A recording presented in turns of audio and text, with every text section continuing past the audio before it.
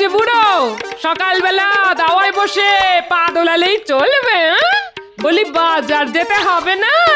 না, আজ আমার হাজার কাজ, তাই ঘরে যা আছে তাই দিয়েই চালিয়ে নাও। গত দুদিন ধরে তো একই কেতন শুনিয়ে যাচ্ছ। এদিকে চালাতে চালাতে ভাড়ার যে ফাঁকা, আর যে চলছে না। চলছে না বুঝি? না, চলছে না। বুঝলাম। কি বুঝলে? বিয়ের সময় মা বলেছিল ঘরে অন্নপূর্ণা আসছে, কিন্তু এতদিন ঘর করার পর বুঝলাম অন্নপূর্ণার বদলে তুমি আসলে একটা পুরোপুরি অসম্পূর্ণা। মানে? ওই যে মাঝে মধ্যেই হুটহাট করে ভাড়ার ফাঁক হয়ে যায়। এই দেখো, একেবারে বাজে কথা বলবে না। কি বলতে চাইছো তুমি? কি বলতে চাইছো? আমি একলাই সব খেয়ে ফেলি, তুমি খাও না? না, তুমি চেপে চুপে খাওয়াও বলেই তো খাই, আর খেয়ে খেয়ে মোটা হয়ে যাই। এই শোনো, বাজে কথা ছেড়ে বাজারে যাবে কিনা বলো, আর না গেলে আমি কিন্তু আজ উনুন ভেঙে ফেলবো। হ্যাঁ, আমার হাত পাগলি গিন্নি দেখছি বেশ খেপে গেছে। না, আর কথা বাড়ালে হয়তো সত্যি সত্যি উনুন টুনুন ভেঙে একসা করে বসবে। এই দেখো, সামান্য কথাতে এত খেপে গেলে কেন বলো তো? আচ্ছা বাবা, আচ্ছা আচ্ছা, থলি দাও, আর বাজার থেকে কি কি আনতে হবে বলো। ভালো দেখে তরি তরকারি আনবে। আজ বৃহস্পতিবার, তাই মাছটা চেনো না যেন। বাহ বাবা, কি মজা, মাছ আনবার পয়সা বেঁচে গেল। বাঁচাচ্ছি তোমার পয়সা, বাঁচাচ্ছি। মাছের বদলে ভোলা ময়রার দোকান থেকে বেশি করে মিষ্টি দই এনো। কতদিন যে ভাতের পাতে মিষ্টি দই খাইনি। এরও কিন্তু। ব্যাস হয়ে গেল, একদিক থেকে বাঁচলাম তো অন্য দিক থেকে মরলাম। ঠিক আছে, থলি দাও।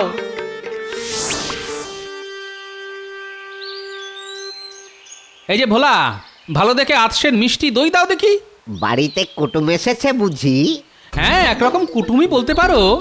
আমার গিন্নি আজ দই খেতে চেয়েছে। হ্যাঁ, গিন্নি আবার ওই কুটুম হলো কবে থেকে গো?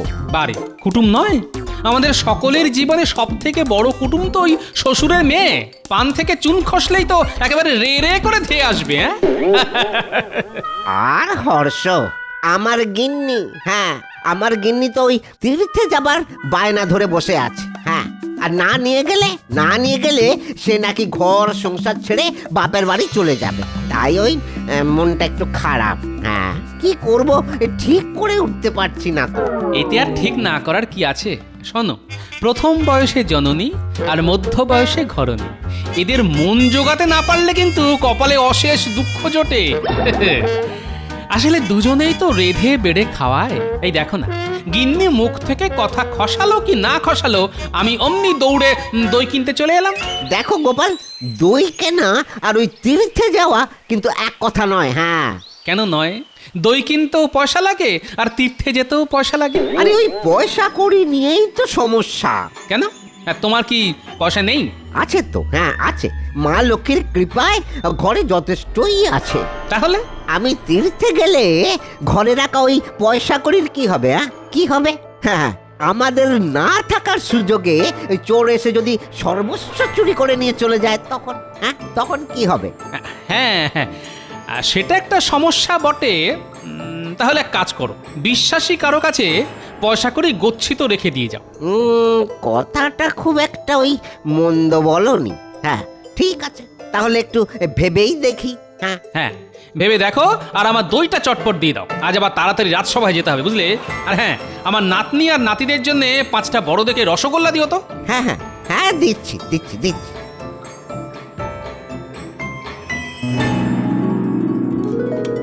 কিরে, কেমন খাচ্ছিস? খুব ভালো দাদু, খুব ভালো। আচ্ছা দাদু, আজ হঠাৎ আমাদের রসগোল্লা খাওয়ালে কেন? দই ষষ্ঠী। দই ষষ্ঠী? সেটা আবার কি? উমা, তাও জানিস না? ওই জামাই ষষ্ঠী, অশোক ষষ্ঠী, চাবড়া ষষ্ঠীর মতো তোদের দিদা মাঝে মাঝে ওই দই ষষ্ঠী পালন করে। সেদিন শুধু দই আর ভাত খায়। দিদার কি মজা, শুধু দই আর ভাত। তবে রে বুড়ো, বাচ্চাদের কাছে উল্টো পাল্টা বলা হচ্ছে না। দেখাচ্ছি মজা। ও বাপ রে বাপ,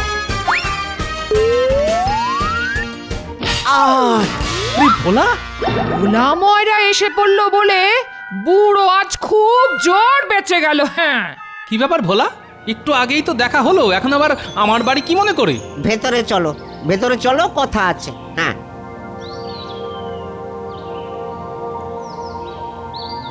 এই তোরা এখন বাড়ি যা, বুঝলি? ভোলা দাদু, তোমার রসগোল্লা খুব ভালো ছিল, কিন্তু আমাদের দাদু তো কিপটে, তাই একটার বেশি আনেনি। আরে ঠিক আছে, দোকানে আসিস। হ্যাঁ, আর একটা করে খাইয়ে দেবো, যা। কি মজা কি মজা। এসো এসো এসো, ঘরে এসো।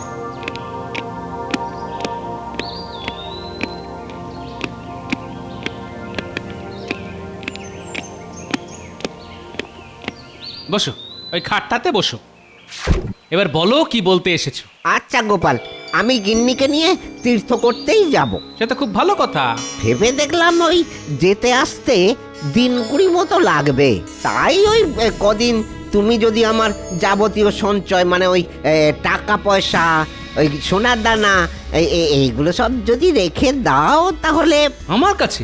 হ্যাঁ হ্যাঁ, তোমার কাছে। কারণ ওই তোমার মতো সৎ আর ওই বিশ্বস্ত লোক এই কৃষ্ণনগরে আর কে আছে বলো?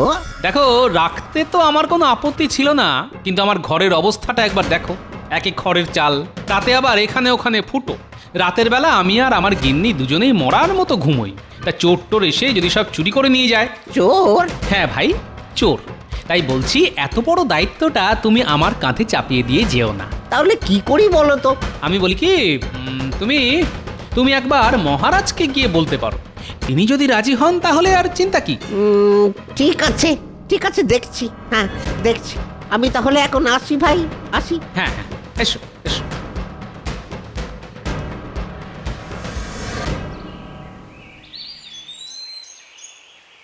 আরে ভোলা, রাজবাড়িতে কি ব্যাপার? কোনো মিষ্টির বরাত আছে বুঝি? না মানে সেসব নয়, ওই আসলে আমি তো ওই তীর্থে যাব। ও, তীর্থ? কদিন ওই বাড়ি ফাঁকা থাকবে তো, তাই ওই আমার যাবতীয় সঞ্চয় ওই মহারাজের কাছে রেখে যাবার জন্য অনুরোধ করতে এসেছি। হ্যাঁ, ভোলা ময়রার সারা জীবনের সঞ্চয় তো অনেক। দেখো, অনুরোধ তুমি করতেই পারো, কিন্তু আমার মনে হয় মহারাজ এসব ঝামেলা নিতে রাজি হবেন না। তাহলে কি করা যায় বলুন তো? এদিকে তীর্থে যাবে বলে আমার গিন্নি তো একেবারে ক্ষেপে উঠেছে। তুমি যদি আমার কাছে রেখে যেতে চাও তাহলে আমার তাতে কোনো আপত্তি নেই। আপনি রাখবেন? কেন রাখবো না? আরে, আমার পাকা বাড়ি, তার উপর শক্তপোক্ত দরজা জানলা, চুরি ডাকাতির কোনো ভয় নেই। তুমি স্বচ্ছন্দে রেখে যেতে পারো। যাক বাবা, ওই চিন্তা মুক্ত হলাম। হ্যাঁ, তোমাদের চিন্তা হরণ হওয়াই তো আমার ধর্ম। ভোলা, যাও এখন বাড়ি যাও, যবে মনে করবে আমার কাছে গচ্ছিত রেখে যেও। যাই, ওই এক্ষুনি বাড়িতে গিয়ে গিন্নিকে বলি তীর্থ করতে যেতে আমার আর কোনো বাধা নেই। হ্যাঁ। ওরে বাবা, কার মুখ দেখে উঠেছিলাম রে আজ! ভোলা তার সারা জীবনের সঞ্চয় আমার কাছে গচ্ছিত রেখে তীর্থ করতে যাবে। হ্যাঁ, ভোলা কদিনের জন্য তীর্থ করতে যাবে অন্য কোনো দূর দেশে। হ্যাঁ, এরি, মন্ত্রী এমন নিজের মনে হাসছে কেন? এটা হয় পাগলামি নয় শয়তানি। আরে ও মন্ত্রী মশাই, এমন করে হাসছেন কেন? হাসছি তো বেশ করছি। তোমার অসুবিধা হলে কানে তুলো দিয়ে ঘোরো, চত্বর সব। হাসতে হাসতে হঠাৎ করে চটে উঠলো কেন? না, ব্যাপারটার মধ্যে কোনো গোলমাল আছে বলে মনে হচ্ছে।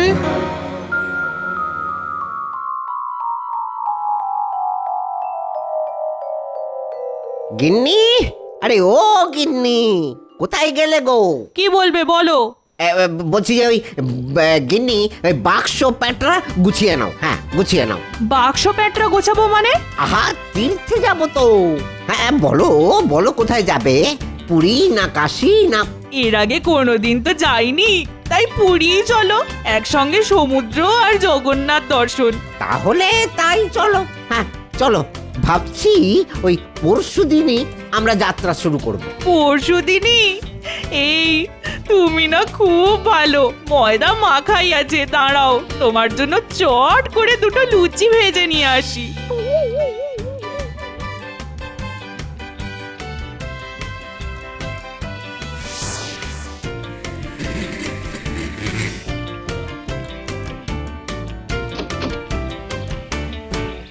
এবার আমার সব সঞ্চয় ওই এক জায়গায় করে কালকের মধ্যেই মন্ত্রী মশাই বাড়ি রেখে আসতে হবে। হ্যাঁ। ওমা, এসব কি করছো? আহা, ওই গুনে গুনে রাখছি তো, কাল এই পোটলাটা ওই মন্ত্রী বাড়ি রেখে আসবো না। মন্ত্রীর বাড়ি? কেন? বারে বাহ, কটা দিন তো আমরা বাড়িতে থাকবো না, এসব তো একটা ভালো জায়গায় রেখে যেতে হবে নাকি? সে রাখো, ক্ষতি নেই, কিন্তু তাই বলে মন্ত্রীর বাড়ি? শুনেছি লোকটা নাকি ভালো নয়। না না না না না না না, সে তো জাল জোট চুরি করে ওই রাজকোষ থেকে। হ্যাঁ, আমি সামান্য মানুষ, আমার সাথে এসব করবে না। কিন্তু যদি করে? দেখো, ওই যদির কথা ওই নদীতে থাক। হ্যাঁ, এখন আমায় ওই সবকিছু গুনে গুনে রাখতে দাও তো। আচ্ছা, তার আগে এই গরম গরম লুচি কটা খেয়ে নাও দেখি।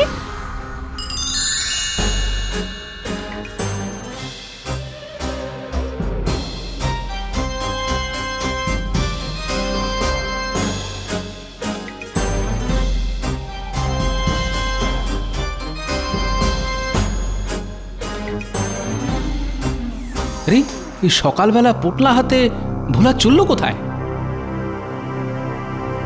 ভোলা, ও ভোলা, বলি ও ভোলা, সকালবেলা পোটলা হাতে চললে কোথায়? তোমার ঘরের চাল এই ফুটো বলেই তো আমার সঞ্চয় রাখতে চাইলে না ভাই, তাই আর কি করব, মন্ত্রী মশাই বাড়িতেই রাখতে চলেছি। কেন, আমি তো তোমায় মহারাজের কাছে রেখে আসতে বলেছিলাম। যাচ্ছিলাম তো, কিন্তু রাজবাড়িতে ঢোকার মুখে ওই মন্ত্রী মশাইয়ের সাথে দেখা। তিনি বললেন যে মহারাজ এসব ঝামেলা নিতে রাজি হবেন না, তাই বাধ্য হয়ে। বুঝতে পেরেছি, এটা নিশ্চয়ই ওই মন্ত্রীর কোনো চাল। কাল তাই নিজের মনে অমন করে হাসছিল। আমি বলি কি, মন্ত্রী মশাইয়ের কাছে না রেখে তুমি বরং আরেকবার মহারাজের কাছে যাও। না ভাই, ওই তাতেও হয়তো অনেক দেরি হয়ে যাবে, বুঝেছো? আসলে ওই কালই তো আমরা তীর্থযাত্রায় বেরোবো, আমার হাতে এখন অনেক কাজ, বুঝেছো? আমি আসি গোপাল, হ্যাঁ আমি আসি। জানি না মন্ত্রীর পাতা ফাঁদে ভোলা আবার পা দিয়ে বসলো কিনা। মন্ত্রী মশাই, ও মন্ত্রী মশাই। আরে ভোলা যে, এই যে মন্ত্রী মশাই, এনেছি, এই যে এই যে। ও হ্যাঁ হ্যাঁ, তোমার সারা জীবনের সঞ্চয়, দাও দাও। ওরে বাবা, এ তো বেশ ভারী। তা একটু ভারী তো হবেই। হ্যাঁ, টাকা পয়সার সাথে কিছু ওই গয়নাও আছে তো, একবার দেখে নেবেন। হ্যাঁ, একবার দেখে নেবেন। না না, দেখার কি আছে, তুমি যে অবস্থায় পুঁটলি দিয়ে গেলে তীর্থ থেকে ফিরে এসে সেই অবস্থাতেই ফেরত পাবে। ভেতরে কি আছে তা জেনে আমার কি দরকার ভাই। তাহলে আমি আসি। হ্যাঁ হ্যাঁ, এসো এসো, ভালো করে তীর্থ করে এসো। যাও যাও, দুর্গা দুর্গা দুর্গা দুর্গা। আহ, ভোলা বড় ভালো ছেলে, জানে না যে বাঘের মুখে মাংস রেখে গেল।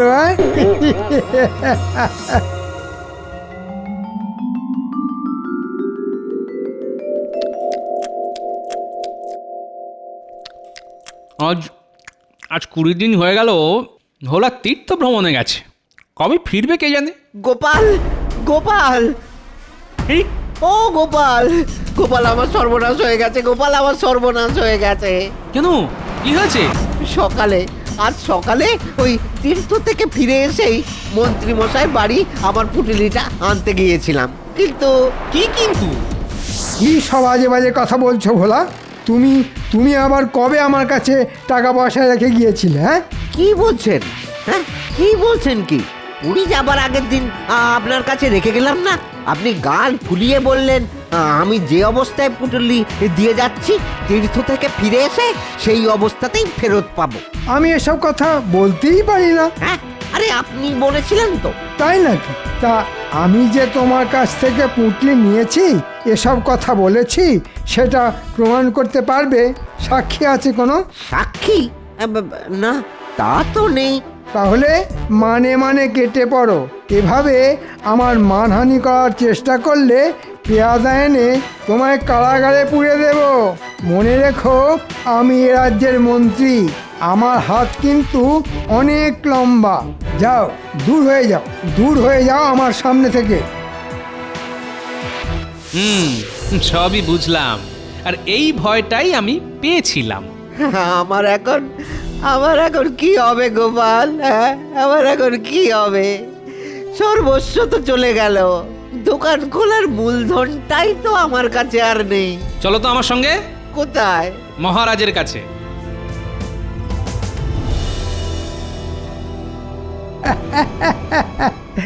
ব্যাটাকে এমন চাল দিয়েছি যে ব্যাটা এখন কপাল চাপড়ে মরবে আর ভেউ ভেউ করে কাঁদবে। ওরে, ও যে সব কিছু আমার কাছেই রেখে গেছে সেটা কোনো দিনও প্রমাণ করতে পারবে না। একেই বলে বুদ্ধির জোরে খাবলে খাওয়া। সবই তো শুনলাম ভোলা, কিন্তু তুমি যে মন্ত্রীর কাছেই সবকিছু রেখে গিয়েছিলে সেটা প্রমাণ করতে না পারলে আইনত আমি তো ওর বিরুদ্ধে কোনো ব্যবস্থাই নিতে পারি না। তাহলে কি হবে মহারাজ? কি হবে? আমি যে একেবারে পথে বসে যাব মহারাজ। হাতে আর এমন কিছুই নেই যা দিয়ে দোকান খুলে সংসার চালাতে পারি। সে না হয় আমার কাছ থেকে কিছু ধার নিতে পারো। না মহারাজ, ধার দিতে হবে না। কেউ জানুক আর না জানুক, আমি তো পুরো ব্যাপারটা ভালো করেই জানি। তাই আমি ঠিক প্রমাণ করে ছাড়বো যে ওই মন্ত্রী বেটা চোর না সাধু। প্রমাণ করতে পারলে তো খুবই ভালো। আমি জানবে আছি সব সময় অন্যায়ের বিরুদ্ধে। ধন্যবাদ মহারাজ, এসো আমার সঙ্গে।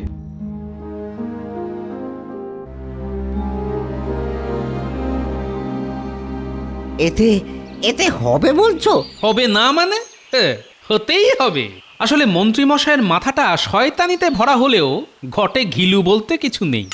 আমাদের পাতা ফাঁদে ধরা ওকে পড়তেই হবে। যাও, এখন দোকানে গিয়ে বসো, আমি একটু পরে ওখানে আসছি।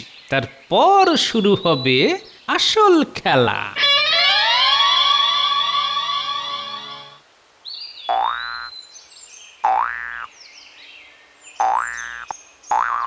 খেলা বন্ধ করে একবার আমার কাছে আয় দেখি। হ্যাঁ গোপাল দাদু, বলো। শোন, সেদিন একটা করে রসগোল্লা দিয়েছিলাম বলে আমায় কিপটে বলেছিলি, হ্যাঁ? কিন্তু একটা কাজ যদি করে দিতে পারিস, ভোলা দাদু তোদের গামলা গামলা রসগোল্লা খাওয়াবে। বাস, গামলা রসগোল্লা। বলো কি করতে হবে? এখন থেকে মন্ত্রী মশাইয়ের ওপর দিনে রাতে নজরদারি চালাবি। বুঝতে পেরেছি, নজরদারি চালাবো আর তোমায় এসে খবর দেবো। আমি এখন ভোলা ময়রার দোকানে যাচ্ছি, তেমন কিছু বুঝলে ওখানে গিয়ে আমায় খবর দিবি। ঠিক আছে। এক ঝটকায় কত রোজগার। টাকা কড়িগুলো দিয়ে মনের সুখে খাবো দাবো আর গয়নাগুলো গিন্নিকে দেব। এতগুলো গয়না পেলে যা খুশি হবে না ও। যাই, একবার ভোলার দোকান থেকে ঘুরে আসি, দেখি সর্বশান্ত হয়ে ব্যাটা এখন কি করছে। দাদু খবর আছে। তাই নাকি? তাহলে তাড়াতাড়ি বলে ফেল। মন্ত্রী মশাই এখানে আসছে। খুব ভালো খবর এনেছিস। যা, আবার গিয়ে ওর বাড়ির ওপর নজর রাখ।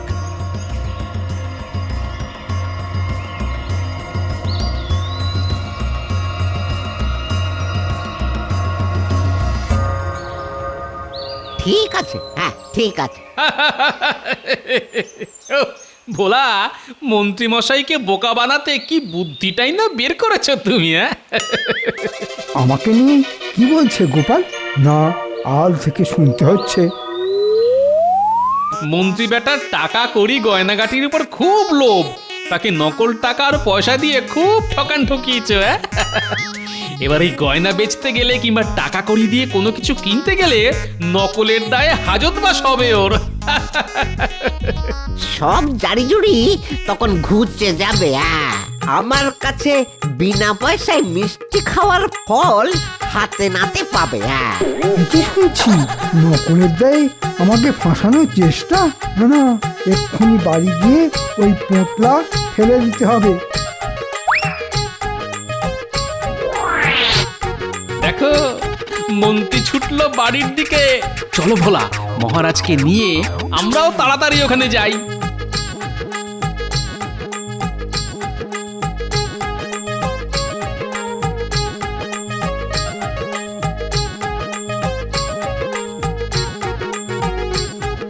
এই ঝোপের মধ্যে গর্ত খুঁড়ে সব পুঁতে দিতে হবে। সেটা আর কি করে সম্ভব হবে মন্ত্রী মশাই? আপনি যে হাতে নাতে ধরা পড়ে গেছেন। মন্ত্রী, তুমি তুমি এত বড় ছেঁচড়! ওরে বাবা, ওরে বাবা! লক্ষ্মী, ওকে পালাতে দিও না, পাকড়াও করে সোজা নিয়ে যাও কারাগারে।